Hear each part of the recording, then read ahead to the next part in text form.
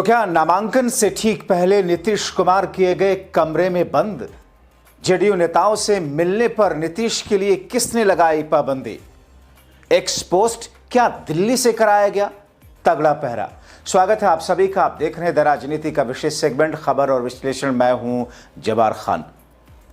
तो क्या वाकई आखिरकार वही हुआ जिस चीज का ऐलान कई महीने पहले अमित शाह ने कर दिया था? आखिर मार्च महीना नीतीश कुमार के लिए इस तरीके से मुश्किलों भरा क्यों रहा?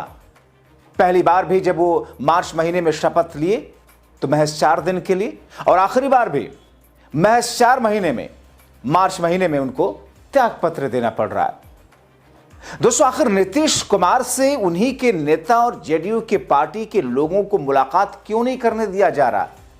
कौन सा डर है वो जो नीतीश कुमार को उनके सबसे करीबी भरोसेमंद लोगों से दूर रखा जा रहा है? विस्तार से आपको बताते हैं। दोस्तों, नीतीश कुमार पर दिल्ली ने जो फैसला लिया और नीतीश कुमार उस फैसले के आगे सरेंडर कर गए या नीतीश कुमार के पास में कोई चारा ही नहीं बचा, इस खबर ने पूरे बिहार को स्तब्ध कर दिया। जनता दल यूनाइटेड के नेता हों, कार्यकर्ता हों, ये तो परेशान थे ही, लेकिन राजनीतिक पंडित भी भौचक्के रह गए। जो लोग ये थ्योरी देते हैं कि अपने बेटे के करियर को बनाने के लिए डिप्टी सीएम के पद पर लाने के लिए उन्होंने ऐसा तर्क दिया, दरअसल इस तर्क में भी दम नहीं है। लेकिन दोस्तों, इन तमाम चीजों के बीच में जेडीयू नेताओं और कार्यकर्ताओं का हंगामा, आक्रोश बढ़ता जा रहा है। उन्हें लग रहा कि उनके साथ छल हुआ। नीतीश के चेहरे पर वोट किया जनता ने बिहार की, उनकी वजह से एनडीए को सरकार में लेकर के आए और नीतीश को ही गद्दी से हटाया जा रहा है। इस किस्म की फीलिंग यह है कि जेडीयू ऑफिस के बाहर, पटना में और अलग अलग जगहों पर प्रदर्शन शुरू हो गए। जेडीयू ऑफिस में तो हालात यहां तक हो गए, आक्रोशित कार्यकर्ताओं ने टेबल फेंकना, तोड़फोड़ करना शुरू कर दी, खाने की प्लेटें फेंकने लगे, नाराजगी जताने लगी, क्योंकि उनके लिए यह खबर तो भौचक्के वाली थी। तो क्या नीतीश कुमार का राजनीतिक अपहरण किया गया और ऐसा करके उन्हें राज्यसभा भेजा जा रहा? क्योंकि पटना से दिल्ली तक यही खबरें तैर रही हैं। क्यों नीतीश कुमार को एकांत में रखा गया, या यूं कहें कि उनको कमरे में रखा गया? और हद यह कि उनसे जेडीयू मतलब उन्हीं की पार्टी के नेताओं को मिलने की इजाजत नहीं। कौन सा डर है ऐसा? नीतीश के सहयोगी बीजेपी को क्यों कहा गया कि नीतीश का राजनीतिक अपहरण हुआ है? दोस्तों, यह दावा एक बड़े नेता और आरजेडी के प्रवक्ता हैं जिन्होंने करके सबको चौंका दिया। उन्होंने कहा कि जेडीयू के बहुत सारे लोग बीजेपी से मिले हुए हैं। इतिहास में बिहार में राजनीतिक अपहरण हुआ है। सहयोगी दल के साथ बीजेपी का रवैया दिख रहा है। बिहार में कुछ भी हो सकता है, राजनीतिक संभावना कुछ भी है। जेडीयू के नेता और कार्यकर्ता रो रहे हैं। जबरन नीतीश कुमार को राजनीतिक तौर पर किनारे लगाया गया है, यह दावा है। दोस्तों, ऐसे में आने वाले दिनों में कई तरह के असमंजस और ओहापोह की अटकलें लगाई जा रही है, क्योंकि बात सिर्फ विपक्ष और राजनीतिक पंडितों और जेडीयू के कार्यकर्ताओं तक ही सीमित नहीं। अब तो जेडीयू के नेता और विधायक तक बीजेपी और शाह के इस फैसले पर सवाल उठाकर नीतीश के लिए आवाजें उठा रहे हैं। दोस्तों, जेडीयू के नेता और विधायक हैं सरयू राय। उन्होंने नीतीश कुमार को, उनका कहना है कि नीतीश कुमार को मजबूर करके राज्यसभा भेजा गया है। वो सीधे सीधे नीतीश को राज्यसभा भेजे जाने पर नाराज होकर के कहते हैं, दोस्तों, मुझे लगता है कि यह उचित समय नहीं है। निर्णय सही समय पर होता है तो उसका अच्छा नतीजा निकलता है। आम जनता को अचानक बताना कि नीतीश कुमार राज्यसभा जा रहे हैं, यह उचित नहीं है। दोस्तों, जेडीयू के विधायक का यह कहना बहुत कुछ संकेत दे रहा है। जेडीयू के एक और नेता कहते हैं कि उन्हें राज्यसभा नहीं भेज रहे, बल्कि मुख्यमंत्री के पद से हटाए जाने की रणनीति है। ये पूरा बिहार आज चिंतित है कि बिहार का भविष्य गर्त में चला जाएगा। हम चुप नहीं बैठेंगे।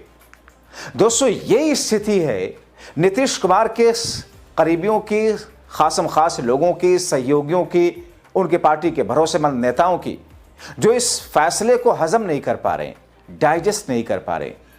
दोस्तों, कम से कम अगर नीतीश कुमार को ऐसा कोई फैसला लेना था तो कम से कम अपने भरोसेमंद लोगों से राय मशवरा तो करते। उनकी जो कोर कमेटी है, जहां पर किसी फैसले से पहले 2 लोग 3 लोग जो भी हैं, उनसे कम से कम डिस्कस तो करते। ठीक है, बीजेपी की जो स्लीपर सेल जेडीयू में है वो तो ढके छिपे है नहीं, वो तो खुल्लम खुल्ला है। उनको छोड़ करके उनकी स्थिति साफ तो होती। दोस्तों, नीतीश से सीएम की कुर्सी लेकर उनको राज्यसभा भेजना सिर्फ जदयू को चौंका गया, न सिर्फ बल्कि हताश कर गया, बल्कि चिराग पासवान भी अचंभित हो गए। उनका अंदाज बागियों जैसा हो गया एनडीए के लिए। चिराग पासवान क्या कह रहे हैं, किस कॉन्फिडेंस के साथ कह रहे थे चंद घंटों पहले, जब तक नीतीश कुमार ने खुद पुष्टि नहीं की थी या उनके अकाउंट से, उनके एक्स अकाउंट से पोस्ट नहीं किया गया था। अब एक्स अकाउंट पे जो लाइनें हैं दोस्तों, जो पोस्ट किया गया, कौन? अब नीतीश कुमार खुद से तो कोई पोस्ट करते नहीं। कोई भी बड़ा मंत्री होता है, बड़ा नेता होता है, खुद से कोई पोस्ट नहीं करता, ना फेसबुक पर, ना ट्विटर पर, ना कहीं भी। उनकी टीम होती है और वहां पर बाकायदा रिसर्च की टीम होती है, उसमें भी उसको लीड करने वाले लोग होते हैं जिनको ये पता होता है कि इस पर ये लाइन लेनी है, और फिर वो अपने नेता से फाइनल कंसल्ट करके उसको पब्लिश करते हैं। लेकिन दोस्तों, यहां पर नीतीश की टीम, क्या नीतीश की ही टीम है सोशल मीडिया की?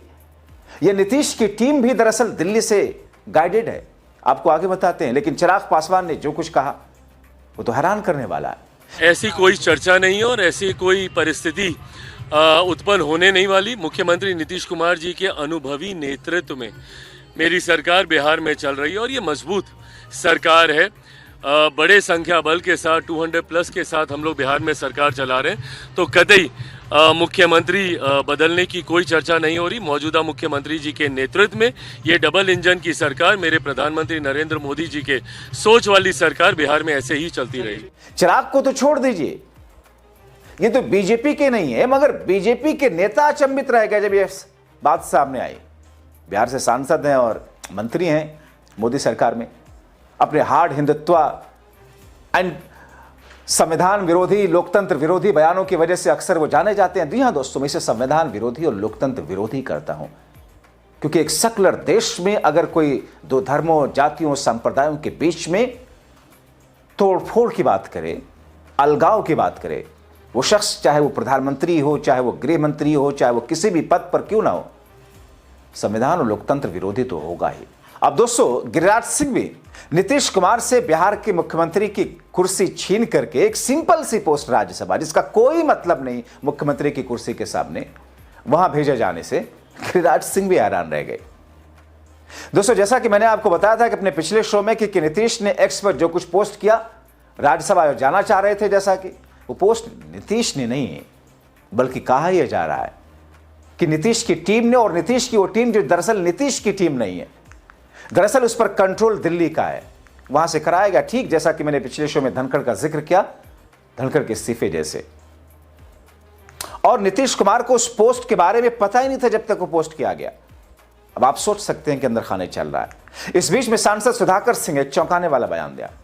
बिहार की राजनीति को करीब से देखने वाले हर व्यक्ति समझ रहे हैं कि आज जो कुछ हो रहा है उसमें केवल व्यक्तिगत इच्छा ही नहीं, बल्कि कुछ लोगों का दबाव भी शामिल है।